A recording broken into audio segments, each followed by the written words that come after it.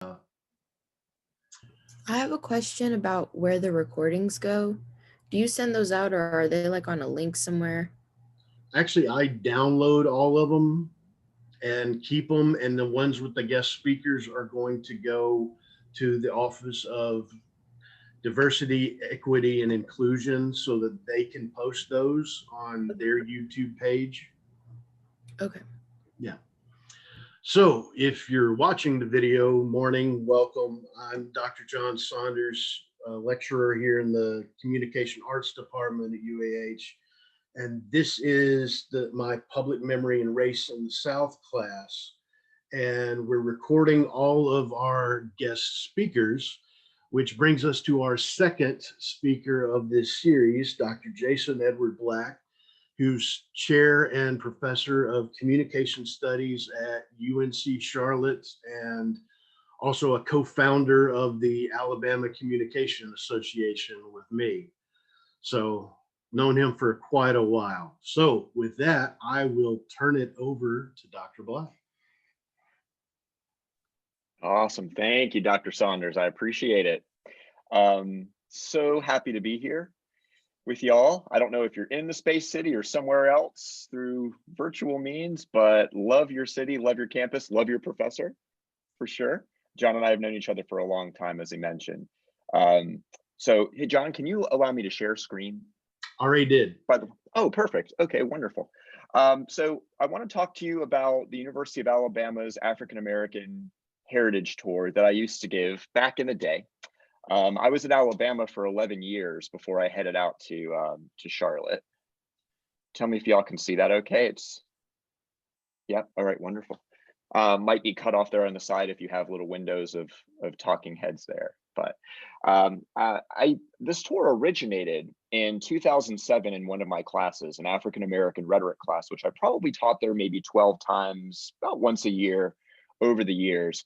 And the students and I, as we were looking at public discourse, primary discourse from African American folks across the expanse of American history, we got to wondering what was available on the Alabama campus, what was commemorated in terms of Black liberation, Black history, slavery, the mainstream civil rights movement, perhaps Black power from the 1960s, early 1970s.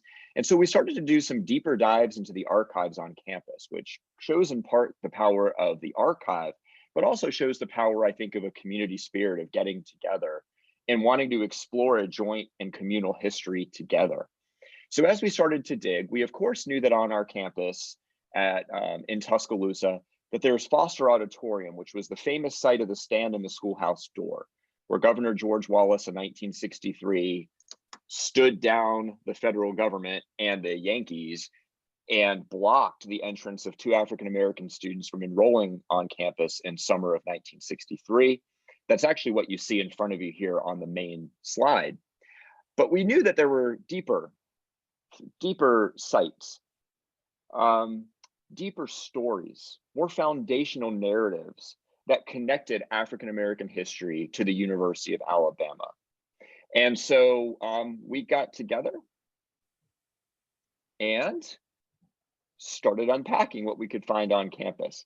I have to show you the picture of my class from all those years back in 2007, who worked with me, or I worked with them really. They kind of led the charge to find the sites that we'll go through today. And by the way, I fully realize how odd it is to be in Charlotte, North Carolina, giving a tour about Tuscaloosa when y'all are in Huntsville or Madison or wherever you happen to be. I know that's kind of like a weird, it's not meta, but it's odd. It's an odd triangulation. And to do that on Zoom, I know it'll be a little awkward for you. So anyway, this was my class who helped originate the tour back in 2007. And I was lucky to give about 25 to 30 of these tours every year to students and faculty, administrators, visitors, newly admitted students, community members. It was really a community effort, which was a lot of fun. And the picture on the right is me in a much younger and early 2000 fashion sense, I guess. I see baggier jeans. Yikes, I should have picked a better picture. Giving the tour, probably a decade plus ago. All right. So I'd love to take you through 5 of those sites And with the shared screen, it's hard for me to see hands, but I think that if you do the electronic hand, I'll see that so we could stop. And on occasion, as we go through these sites, I'll ask if you have any questions, and I might even pose some questions to you along the way if that's okay with you. I don't want to put pressure on you to have to answer those in front of your professor or put you on the spot. But again, I might probe a little bit with those. We're going to stop at 5 places on the University of Alabama's campus. The first is Bibb Graves Hall, where Autherine Lucy attempted desegregating campus in 1956. It was the first such attempt on campus. You know, the University of Alabama was established in 1831. So you can do the math on how long it took for one moment, one attempt of desegregating a campus, which, by the way, became the last public university to integrate during the civil rights movement and after Brown v. Board in 1963. But the first attempt happened at a place called Bibb Graves Hall on the main campus. I'll take you over to the President's Mansion, where there are enslaved people's quarters. There's an outcropped building whose picture I'll show you in a second, and we'll talk a little bit about it, that was really covered over with ivy and shrubbery, and it was kind of hidden in the back of the President's Mansion before my students really started to peel back the archival layers of what that enslaved people's quarters meant to the campus. And it meant labor. It meant institutional racism, obviously. It meant abuse of bodies.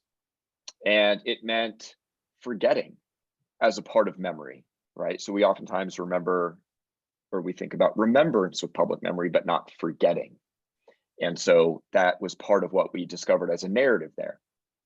We'll stop over at Foster Auditorium, probably the most famous site on campus for Black liberation, for African American heritage. This is where Vivian Malone and James Hood finally did walk through the doors of the University of Alabama. And what I'll show you there is how George Wallace, the governor at the time, how his narrative was so powerful for so many decades. And as we entered into the 21st century, particularly into 2000 and teens, that we see that narrative flipped, which sort of reveals a lot about public memory in terms of empowerment of people. I'll show you Knott Hall, which was the site of a eugenics lab named for a eugenicist, Josiah Knott.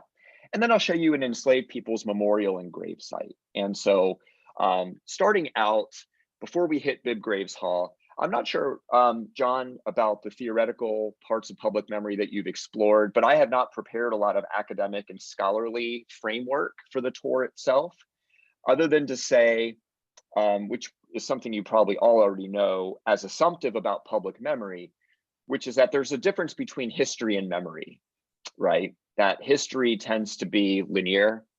History tends to be marked by pivotal moments. History tends to be marked by foundational people whose stories oftentimes get told or are elevated above the everyday stories that occurred as time unfolded, right? Temporally, as time and life take place. It's not that history isn't living by any stretch, but history has a different sort of rhetorical component than memory. History is something that is kind of positioned in the past, obviously. Whereas memory, as Dr. Saunders has probably told you, is more about taking that history and exploring what it means in the present, what it says about us right now, what it says, what it teaches us, what the cautionary tales are, what the moments of triumph tell us about ourselves in the present, and ultimately what the past can do as we think back on it and remember it moving into the future. Memory is one of the original rhetorical canons. And oftentimes people think that memory with the rhetorical canon is how well a public speaker remembered the speech that they're giving. But in the rhetorical canons, memory is about resource. It's about pulling from the past and marshaling ideas from the past into the present to move forward into the future. And so all of that to say that memory is living.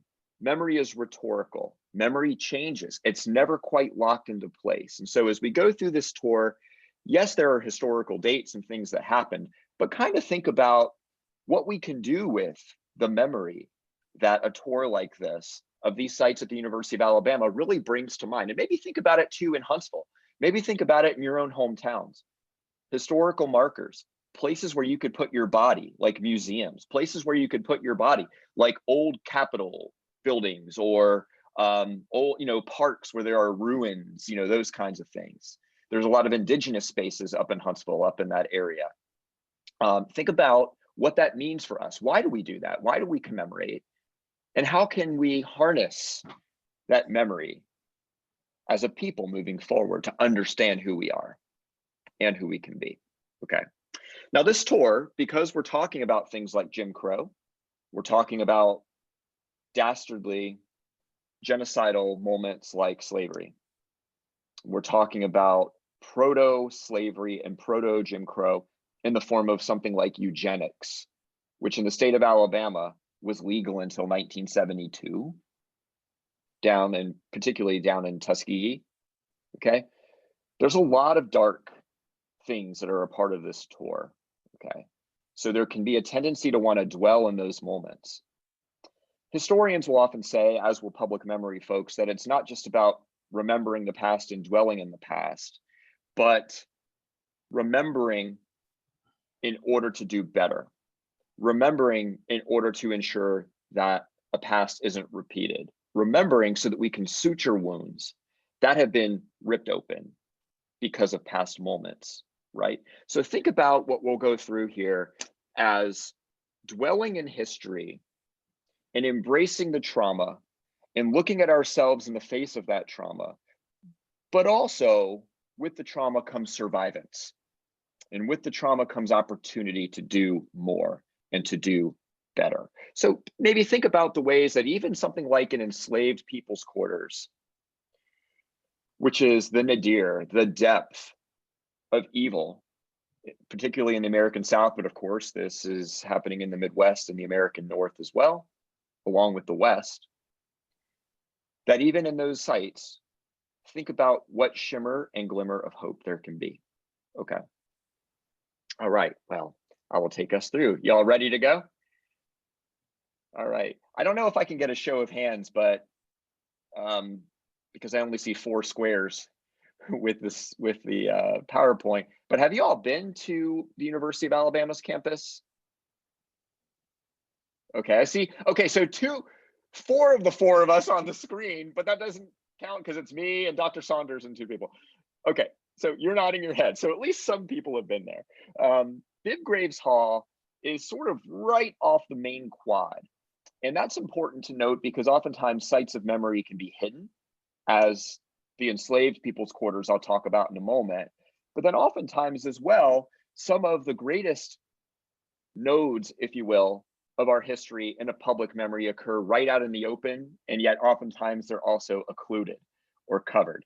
Bibb Graves Hall is right off the corner of the quad there at the University of Alabama's campus. You've got Sorority Row that's sort of perpendicular to it. You've got the stadium back behind you, Bryant-Denny Stadium behind you. You've got the Parthenon of the great coaches, if you've ever seen those ridiculous statues in the little circle. I only say ridiculous because it's like overwhelming that there have been, what, 5 championship coaches at that university over the years. And you kind of like go and you pray to these statues. We used to put, students used to put candles out during exam week, and they'd put coins out.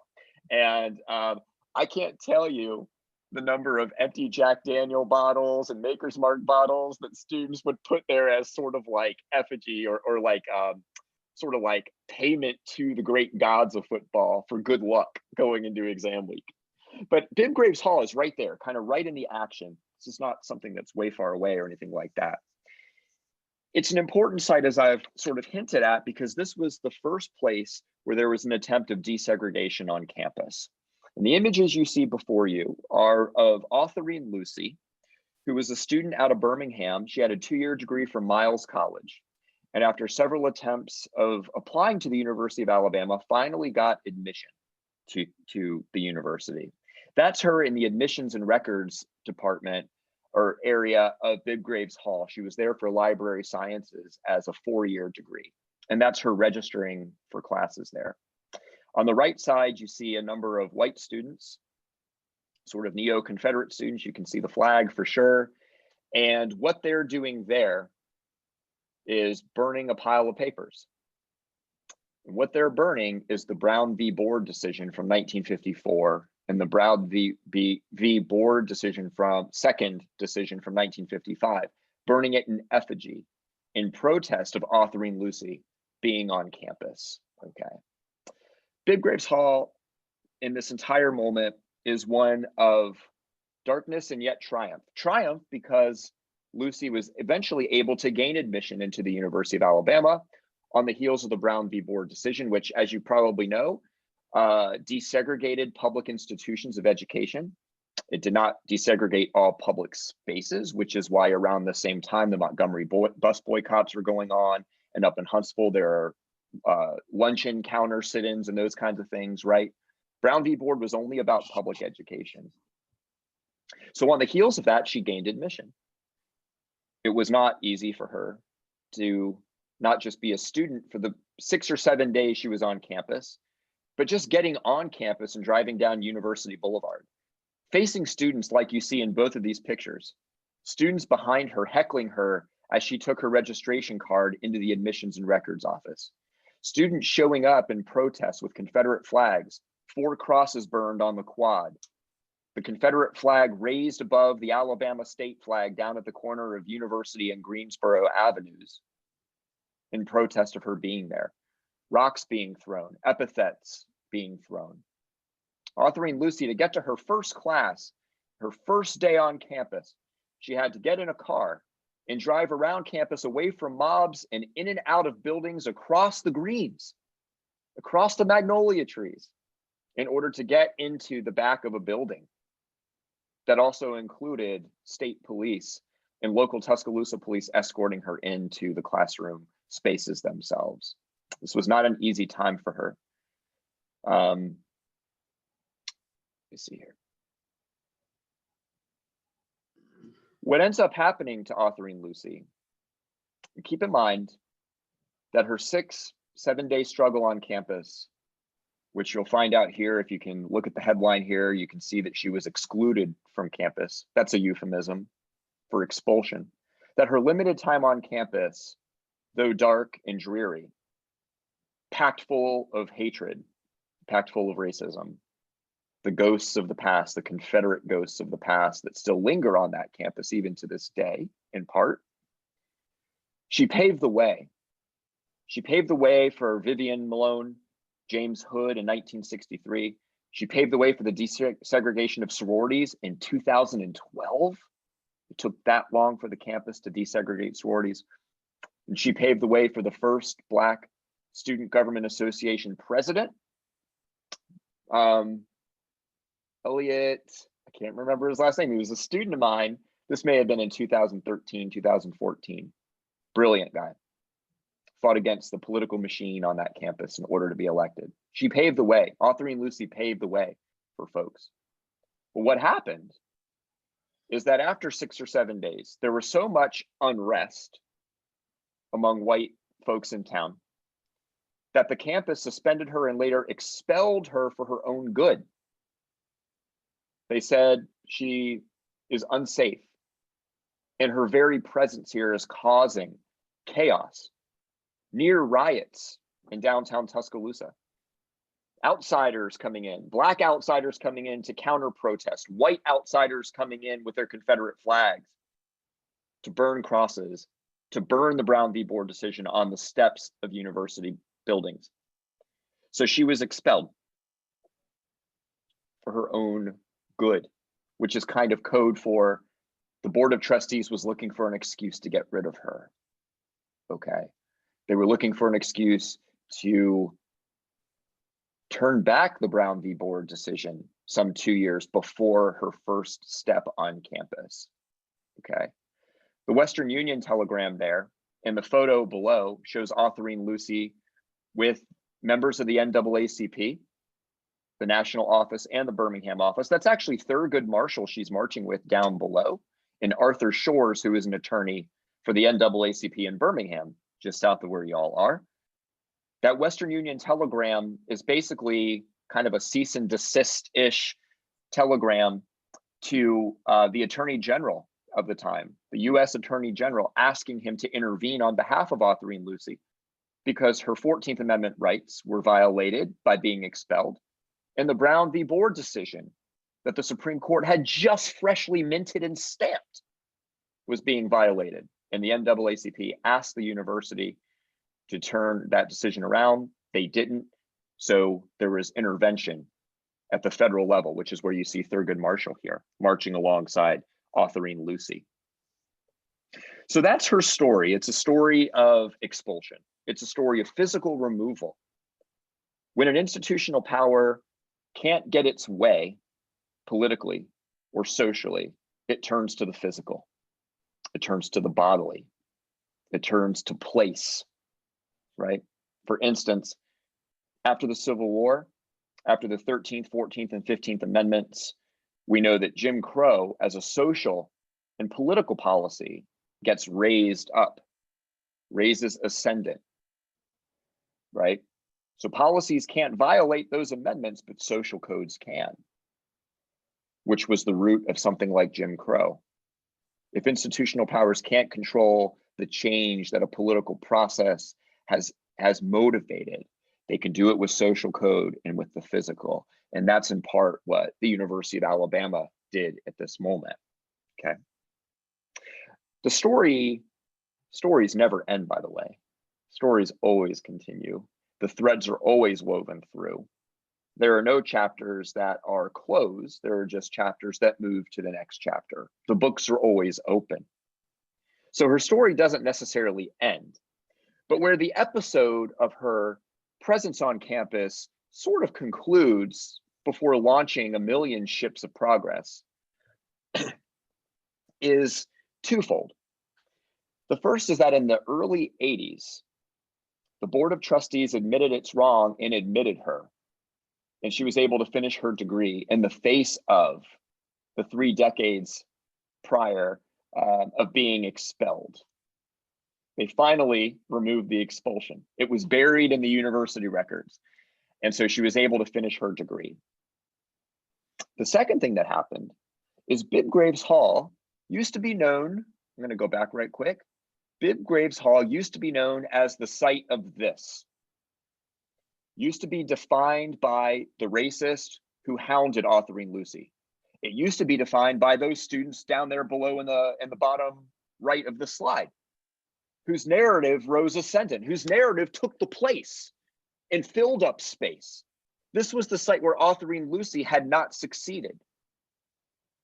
But about 3, 4, may have been 5 years at this point, years ago, the Historical Commission of Alabama worked in conjunction with some professors on campus, including Hillary Green, who's an historian on campus, and does a version of this tour which is like so beautiful and pristine and so heartwarming and gut-wrenching as the stories are told, that if you're ever down there, I'd love to connect you so you can take a tour with her. What the commission did, along with professors and students, the Black Student Association in particular, was get a memorial plaque, a memorial sign installed outside of Bibb Graves Hall. So you see that the focus moves away from those protesters, from the segregationist protesters, and centered now in this middle of this space is Autherine Lucy, who you can see in the bottom right, greeting students who came to see her as her sign was unveiled right there at the corner of University and Colonial Drive in Tuscaloosa. Pretty brilliant moment. Notice too that she's wearing the royal color of gold. And if you watched the inauguration a few weeks ago, and if you watched the Super Bowl last night, you saw that our young poet laureate is very fond of gold, right? The color of queens, the color of royalty, right? So I think it's very fitting that Autherine Lucy has her gold top on there with beautiful crimson and white corsage to commemorate her moment. So the narrative shifted right here at this site. I'll stop right quick for comments or questions because it's a deep story that I've had to cover kind of quickly. Any points of clarification or anything y'all want to add to this stop?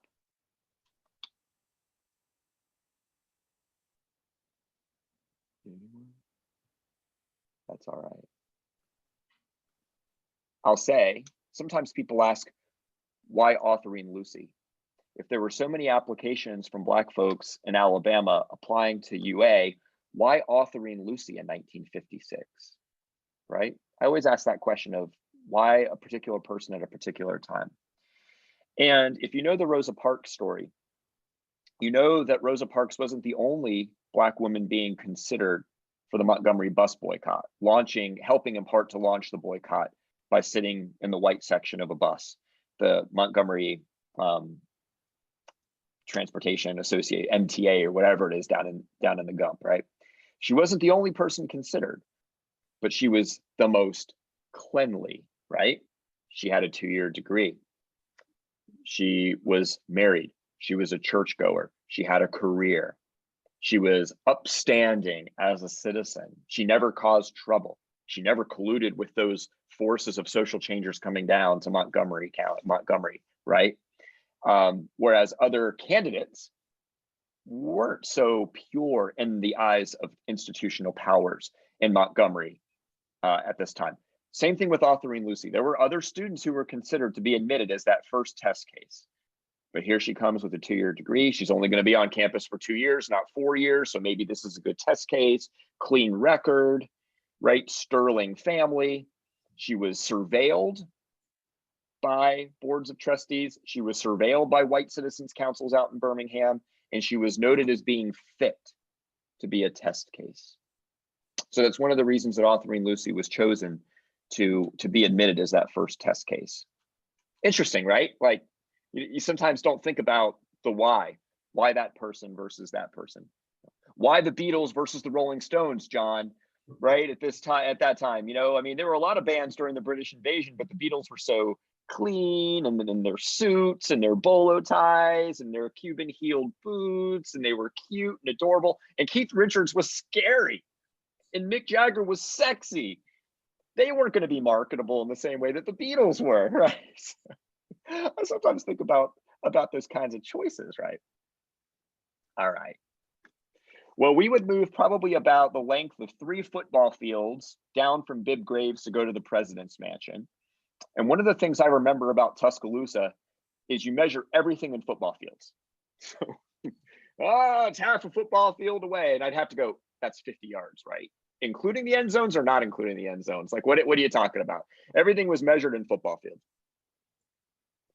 So about 3 football fields away, you'd get to the president's mansion, which you see on the bottom right there. Beautiful structure, was one of 4 buildings not burned during the Civil War, when General Croxton's troops marched through Tuscaloosa and rested at the corner of what's now University and Queen City Boulevard before giving fair warning to the campus to evacuate before it would be burned to the ground. I can't remember all of the buildings anymore that still stand, but I'm pretty sure the president's mansion, the Amelia Gorgas house, the observatory, which I think is called Maxwell, and then there was a 4th building, I think, that was not burned down. But at any rate, there's the president's mansion. And as I mentioned, for many, many years, what you also see in this slide, which is enslaved people's quarters, was tucked away in a back corner. It looks pretty pristine now. This was probably taken in 2016 before I left Tuscaloosa. There's a little rose garden out front. There are beautiful shrubs. Magnolias have been trimmed back. There's an access gate now. But when my students and I stumbled upon this, and it's not like no one knew it was there. We knew it was there. The university knew it was there. People knew it was there. It ain't a place you're going to tailgate on a Saturday, right? But you know it's there in the back of this beautiful president's mansion. When my students and I found it was in disarray, and the stories surrounding it were pretty vague, pretty opaque. Okay. It's a typical, what we found is that it's a typical structure for the time. Enslaved people's quarters would be broken into a men's space and a woman's space divided by a chimney, which has a hearth on either side. So this sort of suits or fits that pattern of the 1830s to 1840s. What we also discovered is that there were a number of slaves, including 2 named Jack and Boise, who were brought along with one of the first university presidents, if not the first university president, Basil Manley, during his tenure in the 1830s. and were his manservants. Most likely they lived there. Most likely there were also women who were servants in the mansion who lived there as well. What we discovered more is the irony that this structure, y'all, let me ask you, here's a structure on campus that held enslaved people. It's not commemorated, okay. But there it sits as a reminder of the specters of the Confederacy, of the specters of slavery, the ghosts that waft over the quad when you walk across that campus, especially during the summer when it's sweltering and the heat sort of waves up. What do you think? What do you think that those quarters held? What do you think it was used for? Was it used at all? What would you think? What would you think when we found this in 2007, and by the time I left in 2016, it was kind of used for the same thing? What would you think it would be? There's no right or wrong answer. I don't expect you to know it. What do you think that structure would be used for, or how the university would see it? What do you think? I mean, I personally don't know how the university would exactly see it. I mean, I've been to the campus. It was one of the schools that we were going to go to, but we decided not to for, I think, obvious reasons. But sorry.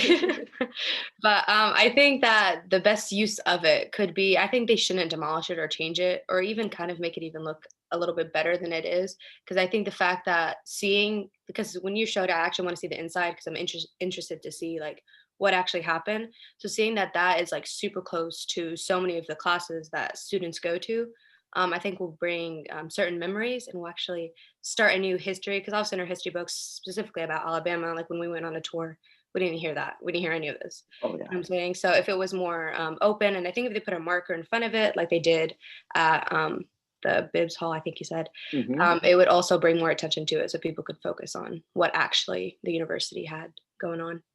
That's beautiful. That's so beautiful. You raise a number of points about this particular space, but also the larger notion of, should we remove structures that were dedicated to the abuse of bodies, were dedicated ultimately to genocidal politics and genocidal social code, right? And the bodily destruction of a people.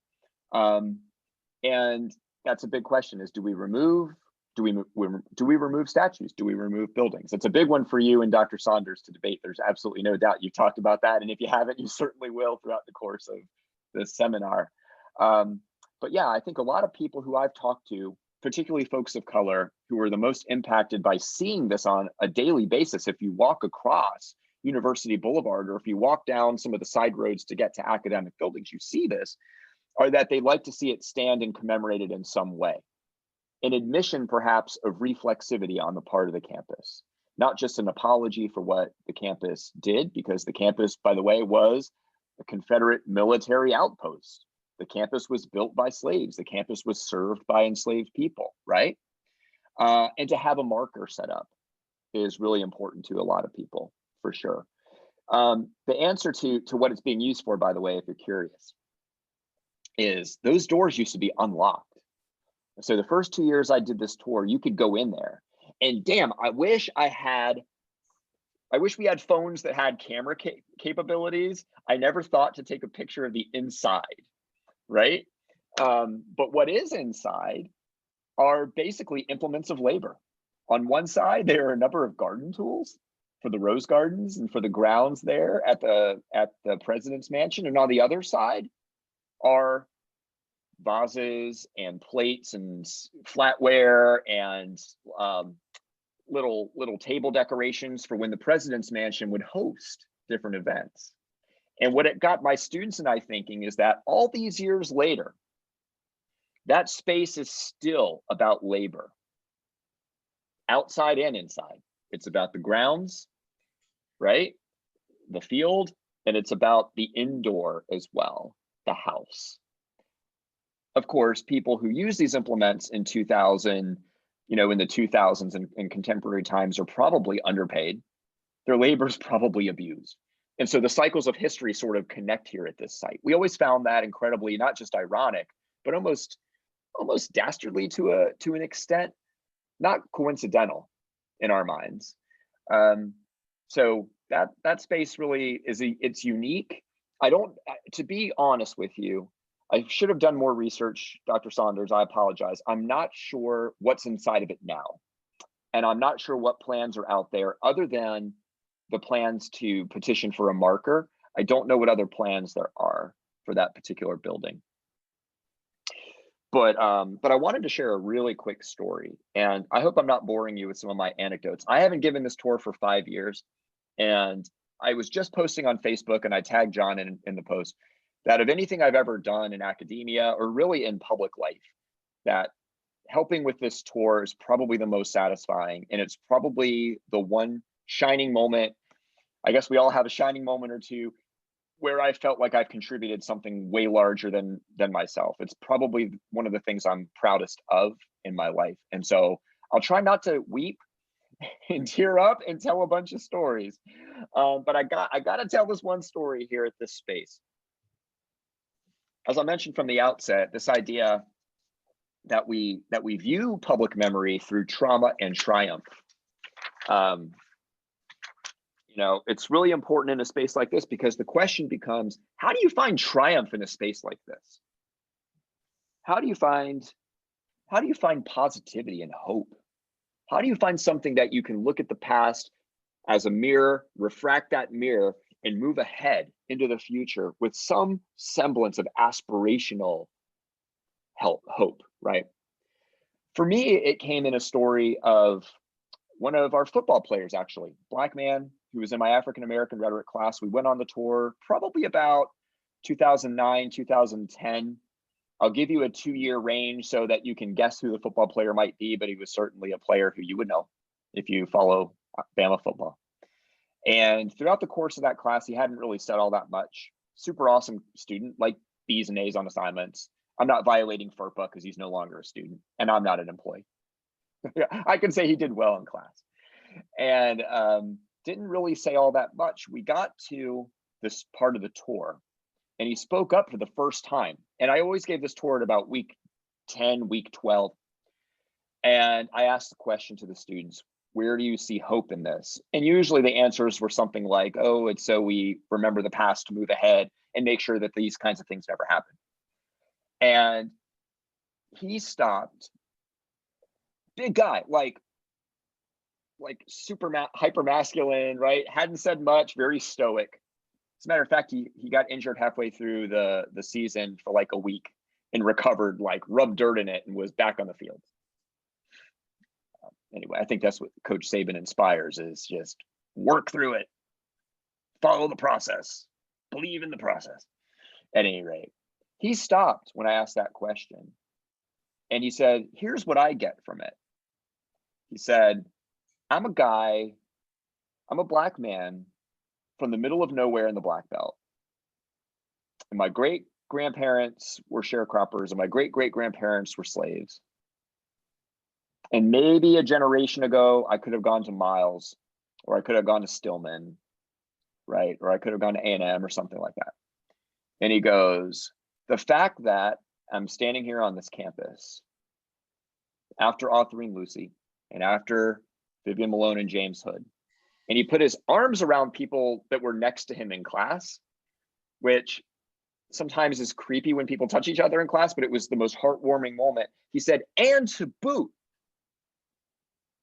coming from the roots that I came from, being able to stand in a circle with Latina folks and South Asians and Southeast Asian folks and white folks, men and women of different ages, and stand around here and talk about this.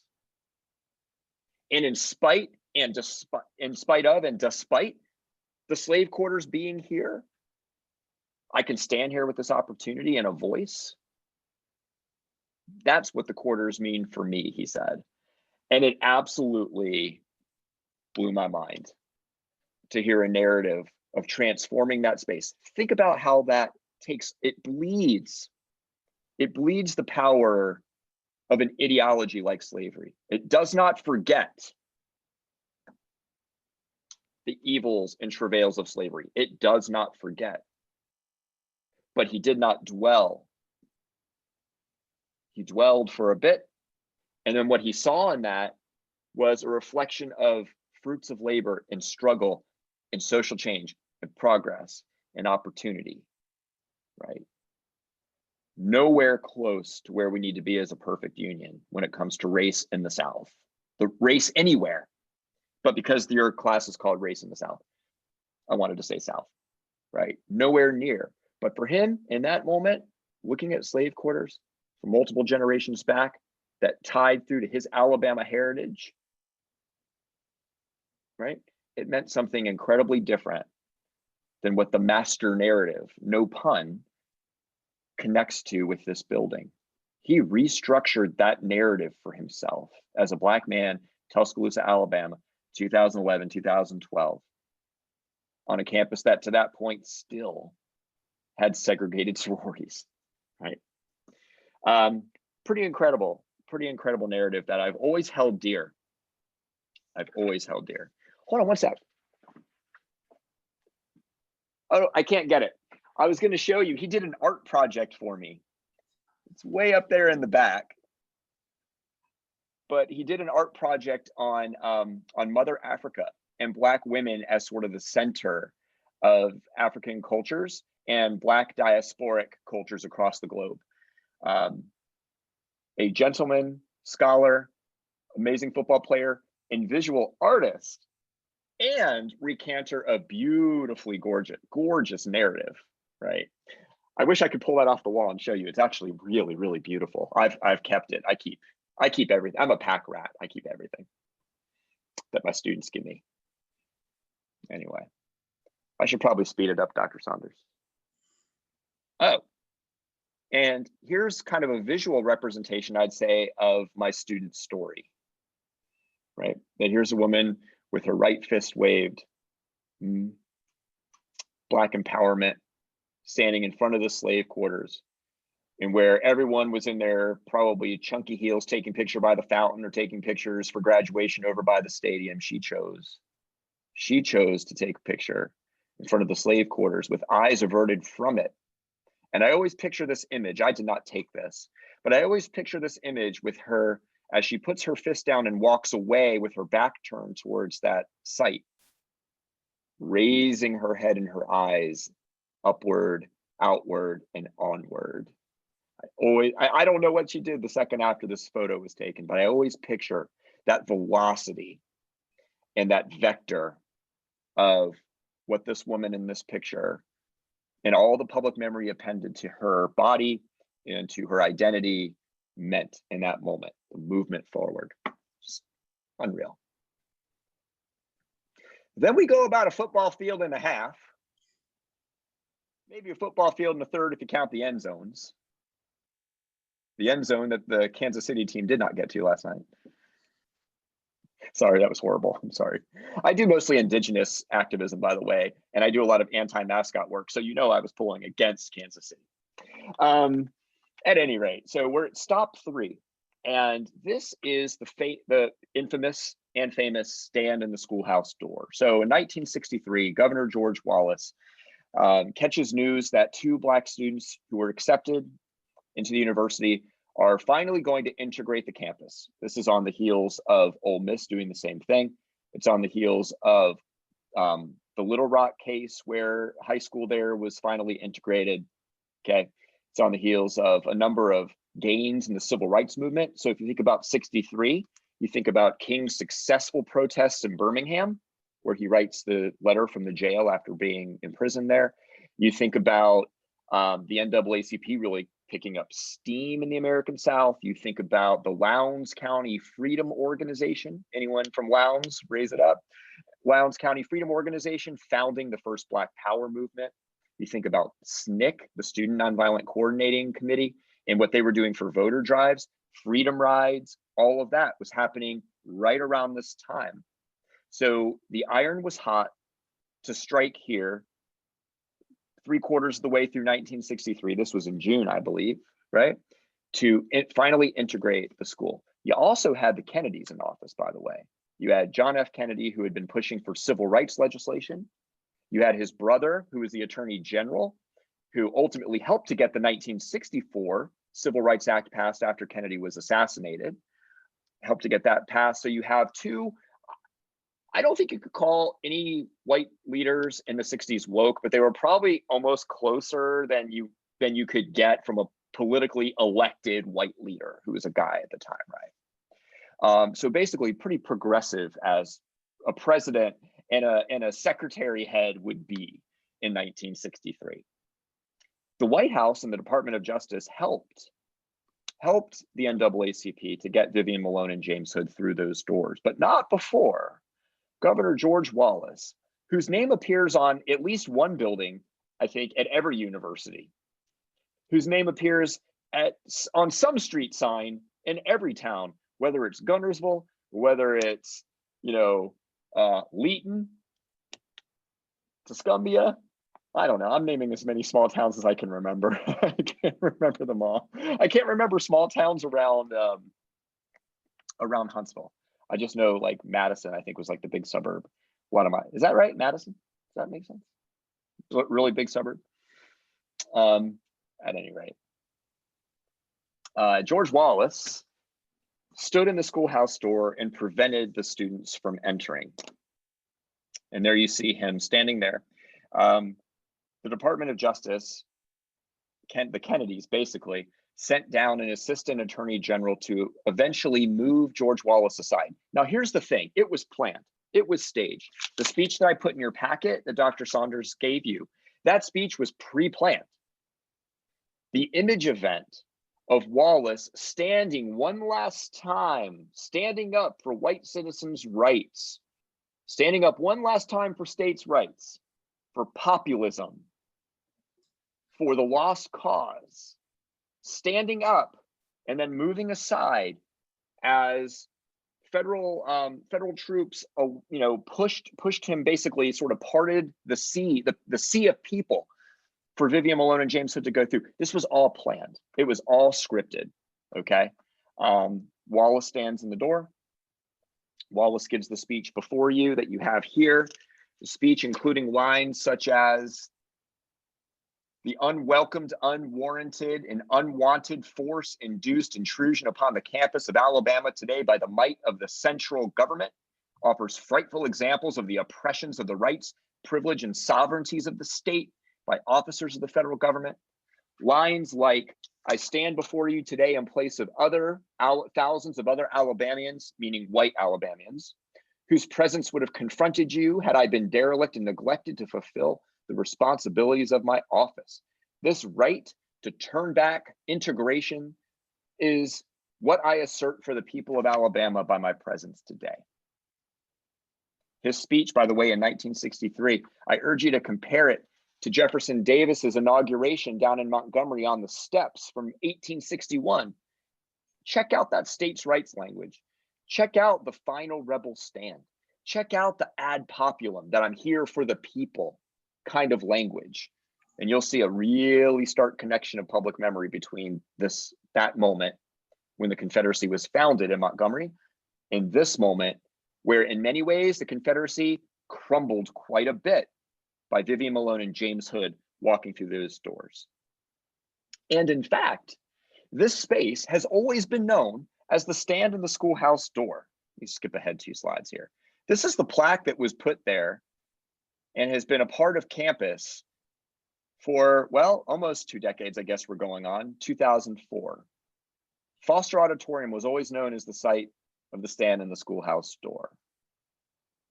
But I prefer to focus on these images. Images of Vivian Malone walking through the door.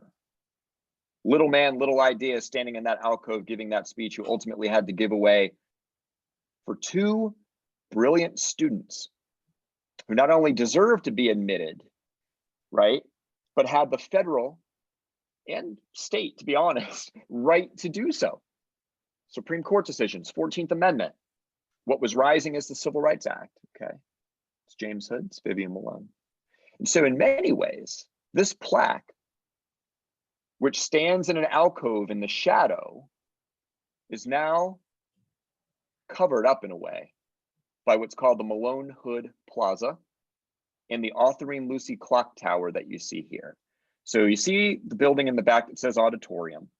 Look at the second door from the left. No, the first door on the left there. That's where George Wallace stood. His plaque is right next to him. But now this site, as of 2010, I think, it's been a while, yeah, 2010, the Malone Hood Plaza was built. And I wanted to ask you this question. What is so important about a plaza, about public memory, about commemoration connected to Vivian Malone and James Hood, who walked through those doors? Okay. With their blood and their vapors and their sweat and anxieties and the hot breath of history breathing down their neck, walk through those doors. What's important about a plaza in their names? And what's important about a four-sided clock tower with clock faces on all four sides, okay, that rises up? Why is that important as a space of commemoration for authoring Lucy, the woman who a decade earlier had attempted desegregation? How would you read that, if you don't mind me asking?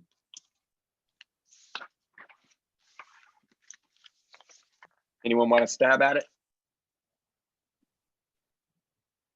That plaza, by the way, has benches everywhere. And I should say that it's a site of gathering for students, for classrooms. You know, classes will be held out there during normal times. And it's also where people gather before candlelight vigils, before marches, etc. What's important about a plaza to commemorate two pioneers on that campus? And what's important? Go ahead. It's where everybody can meet. I mean, everybody can go there whenever they want. And I mean, they know the message behind it. And it's the same with the clock tower. It's showing in all directions, and it's, you know, greater than everything else. It's another thing that people can see, and they know like the meaning behind it and everything. Absolutely. Absolutely. You cut out there a little bit at the end, but I think I got the gist of your last few seconds there for sure. Yeah, man, that's a beautiful reading of this. A plaza is open. It's a communal space. Little man, little ideas back there in that doorway with the plaque. He's in shadow. And it's kind of interesting because the clock tower at least 3 hours of the day completely occlude and put a shadow on that door. He's over there. He's the one marginalized now. He's the one put to the side. He's decentered his narrative. This space is now a communal gathering of polyvocal and a multicultural space of people who join together under the banner of the University of Alabama, okay? And they can sit and talk. And the clock tower is center, right in the middle of it. The plaques around the sides tell the story, by the way. Okay, tells the story of this new space. Y'all, I'll send you these slides because these are updated from the thing I sent y'all last week. Tells the story of authoring Lucy, Vivian Malone, and Vivian Malone Jones, I always forget her married name, and James Hood. So not only does the clock tower tell that story, as you mentioned, don't know your name, I'm sorry. It's a communal space, right? Where people can gather. Now it's a space of inclusion, perhaps leading to equity, perhaps leading to justice one day, which is the ultimate prize on which we have affixed our eyes, right, in the United States, if not the world, justice. I love how you said the clock tower is tall and how it rises above, because there's a reason that we love big buildings in the Western world. There's a reason that churches have a steeple, because it's the closest to God and the divine than anyone here on the ground, right? It reaches to higher truth and higher light. It's visible to most, certainly more so than our humanly form on the ground. And the tower does that. It takes Lucy's story and it elevates it above the mundane, above the ephemeral, above the physical place where people were held out and held back. And I love how you also said that the clock is everywhere. It faces out. The clock looks back at the memory of the auditorium, and it looks out on campus. Main campus would be that way. It looks out at the city, and it looks out at the highway system that leads into Tuscaloosa. It reaches out to all directions as a beacon, showing that this was the time, and what happened here, the good and bad, the tragedy, and the survivance, continues out. If that's not a symbol of public memory by definition, in the sense of a living, breathing application, a thread that's pulled through a fabric of a people, of a public, that's why it's called public memory. This is one of those things. You've got a site of segregation right there in the back, and you've got a site of liberation rising above it and putting it in shadow, and sort of like a light to the world, a lamp by our feet, this clock tower shines out and temporally connects all of that together. Whoever designed it, I think, was absolutely brilliant to commemorate the space for them, right? I think we only have a few minutes left. Let me get on to the next slide here. I get carried away, I apologize. It's one of those sorry, not sorry. You know, you kind of have to love what you love and love what you do kind of thing. Oh, I have a lot of slides here. Clearly, I love that space. The next space I want to show you is Knott Hall, and I won't dwell too long here. Knott Hall is the Honors College, or it houses the Honors College at the University of Alabama. It was named for Josiah Knott, that ancient looking dude you see right there on your screen. And there's an old picture of Knott Hall from the early 20th century, just to give you a sense of what it looked like. And if you've been on that campus, those old buildings kind of look the same. I mean, they've been pressure washed. That's what happens when you have championship football. Everything gets nice and cleaned, and the grounds look more beautiful than ever before. I love my campus here, but you know, when you're Conference USA, you're not getting the roses out there. It's beautiful, but come on, it's not Tuscaloosa beautiful.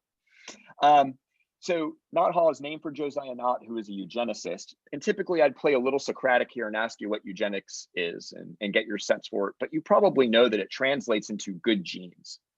And it was a pseudoscience that develops out of Darwinianism that basically attempted to taxonomize or to classify people in terms of their civilization and intelligence scale to savagery and backwardsness based on these kind of feigned characteristics of the physical and the mental. And so people like Josiah Knott, who you see on the screen here, spent their entire careers doing things like experiments on people, typically of color, okay?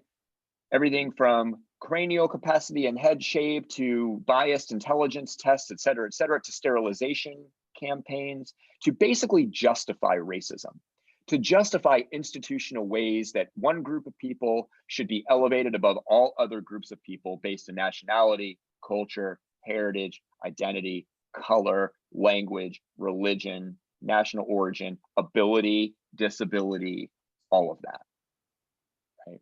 So eugenics was about the good genes, about controlling populations. Okay, this is why you see a sterilization campaign ad here.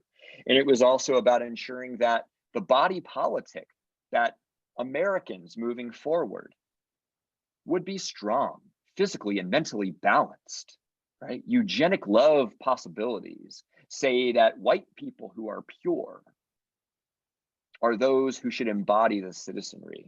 Eugenics was all about that sort of racialized control. There are a lot of stories that Knott Hall in the early 20th century served as a eugenics lab. And one of my students, who was a Tuscaloosan, is that the Demonin? I don't know, had been in that town since, it was in Northport, Alabama, just over the bridge, for something like 6 generations. I mean, came over during his family came over during Alabama fever around the Creek War. So we're talking 1813, 1814. He remembers one of his great-great-grandfathers telling stories of working in the lab, of being a lab assistant as a student at Alabama in one of the labs. And so I always take folks by Knott Hall, not because of what Knott Hall stands for on its face, right? But also the way it connects with a story from your state that you're probably very familiar with, which is the Tuskegee experiments. I think you know that story, most likely.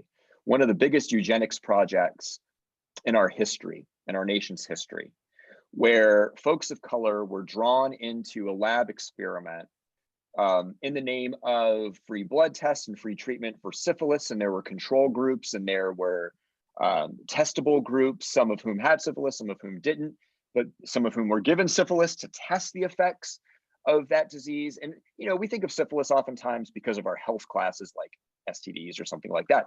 The syphilis is very legion based in terms of attacking brain and attacking nervous system. I mean, this is not just what you learned in 7th grade health. Syphilis is a real disease. It's a real medical malady. People were brought in under false pretenses, mostly Black men, mostly sharecropper Black men in the Tuskegee area. I forget what county that is, maybe Talladega County, I don't know. Were brought in and experimented on from 1972. I mean, from the 1930s until 1972. Okay. If you know anything about the Institutional Research Board on college campuses, that's all about ethics and research. So much of it is linked to the Tuskegee experiments here, because coming out of the 70s and out of those experiments, people who were killed, people who were given disease, people who were paid very little, and who were cajoled and convinced that they were helping out their communities by engaging in these experiments. It caused so many ethical complications that we now have policies of research that are based in part in that. These are some images from the I think these are from the 50s and 60s of experiments being done on Black men that were tied to eugenics, justifying racism, justifying those charts, those anthropological charts that I just showed you. So we go by there to talk a little bit about Tuskegee. We always wrap up at an enslaved people's memorial and gravesite.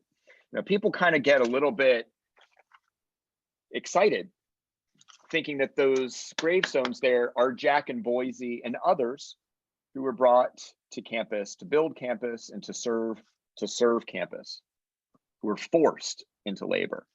But it's actually a white benefactor family that's buried back there. But the slave memorial talks about how Jack and Boise are buried somewhere near this area. Anthropologists created, or archaeologists created a sort of triangle of possibilities of where Jack and Boise, among other enslaved peoples, could be buried in that area. And it's never been developed. And on that campus, everything is developed, but that space is preserved, okay? The slave memorial is sort of a typical plaque on a stand. What's cool about that memorial is it's a chance to reflect on enslaved people. It's a chance to reflect on Alabama's history as an institution. And, oops, sorry about that. And it was created by a group of faculty and students in 2004. So a real community effort to not just seek an apology for slavery on campus, but to actually admit right here in a physical place, in a physical form, that slavery drove much of this campus. It was in many parts the first fuel put into the engine. And so in some ways, obviously, it's a reminder of a dastardly past, but in many ways, it's also a reminder of progress being made, sort of like the enslaved people's quarters. Okay.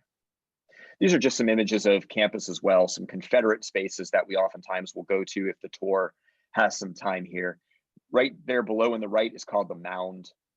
That was a burned building that's been covered up. And it's interesting because obviously it was a Confederate space because the institution was a Confederate academy during the Civil War. And it's interesting because all the ceremonies for honor societies and fraternities and stuff are actually performed there. So it's like performed on the space, which is a little bit weird to me.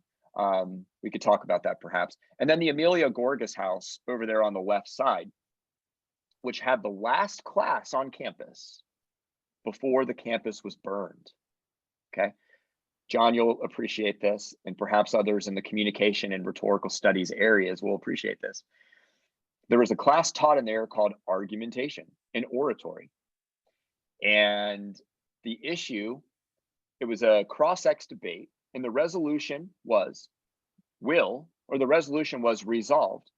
General Croxton will be sent by Sherman to march through Tuscaloosa and raise the city and campus. And the next day, the campus was raised. Right? So clearly the affirmative side won, whether the affirmative side won in that classroom or not.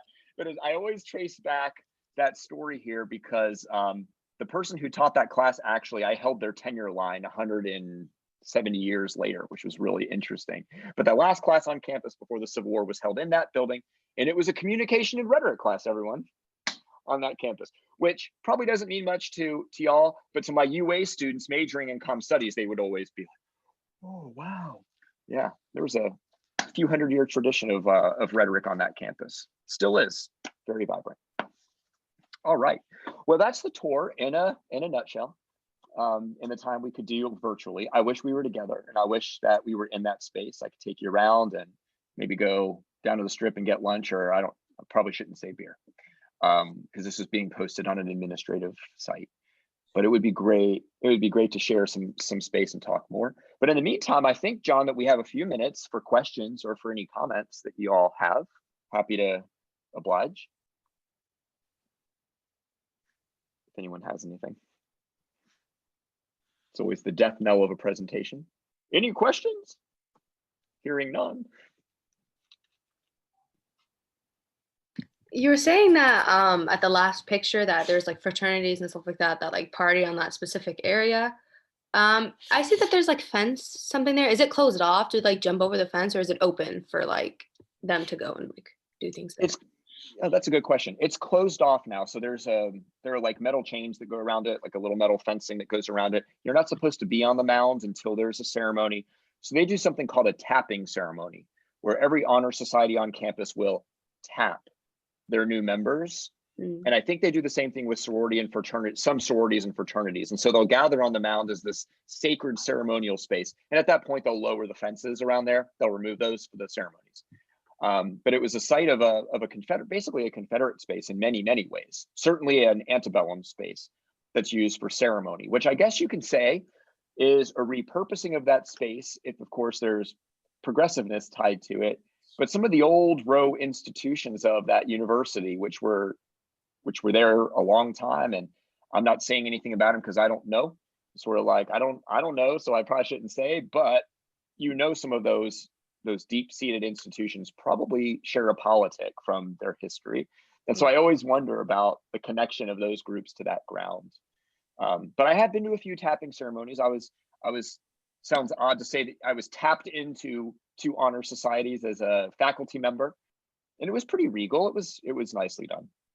But it is an odd space to do that, really odd. Do they have anything commemorating the space, like a marker or something, or is it just the grass? Yeah, that's a good question too. There is a marker for the mound. I don't have it on this, I don't think, but there is a marker for it. There's something though, at least. Yeah, it's just not. Yeah, there's something there, but it's always interesting that there's not at the quarters, at the enslaved people's quarters. Oh, can I ask one question, John, before we leave? Sure. I'm teaching this very class, this African American rhetoric class this semester, and we've been talking about, since we're talking about race in the South in your class, John, we've been talking about the use of slave versus enslaved people, and you'll notice that I use that in this presentation, and I've changed the slides to reflect that. I'd love to get your sense of what you think about that. It's not just a little T trend. I think it's a big I imperative, particularly post-summer 2020, to resituate those terms. And I was wondering, since you do public memory, what does that do? The shift from slave to enslaved person, what does that do for public memory to you? Like what's your take on it? My initial take would be on a locus of control, in that if you say this is a picture of a slave, that identifies them as an individual. But if you identify them as an enslaved person, that creates a link to ownership. So that's what I would see as the difference there. Just where is the locus of the individual? So a slave, especially when we talk about slaves now, they were people. They were humans that had real thoughts, real feelings, and all of that. And when we talk about an enslaved people, that almost dehumanizes to put that locus of identity onto the owner, the master, and makes them the property as opposed to an individual. At least that's what I would see as the distinction. That's perfect. That's exactly what I've been tracking on Black Twitter, and reading activists' narratives about that shift, and historians like Hillary Green and others who talk quite a bit about the importance of rhetoric there for memory, is absolutely that enslaved people humanizes, because we're using the word people, but it also is a demonstration that this was forced. There were a group of people who did this to people, right? And so enslaved peoples aren't defined by what they were forced into. And some people say, oh, is this political correctness, or is this overthinking, or is this diving too deep? And the answer, especially from rhetoricians and historians, is always that language matters. Right. Language always matters, especially when you're talking about the humanization of people who have been marginalized or brutalized or oppressed, marginalized in some way. Yes, and dehumanized. Beautifully put. All right. Well, we are out of time. So, Dr. Black, thank you so very much for this. This has been, in many ways, this built upon several things that we've already talked about and our last guest speaker touched on, and gave us more things for us to think about, play with, especially here in our own state. And what is Alabama doing in terms of public memory? And I'm glad you brought up the idea of the communal, because that idea of community is so important to both understanding as well as how public memory works. Without community, we don't have public memory, because it requires that publicness and that communal conversation for it to exist. So this has been wonderful. All right, everyone, we will meet on Wednesday and start talking through Dr. Tell's book, and I will talk about the historical marker paper that's now due a week from today. So I will see you all next time. Thanks, everyone. I appreciate it.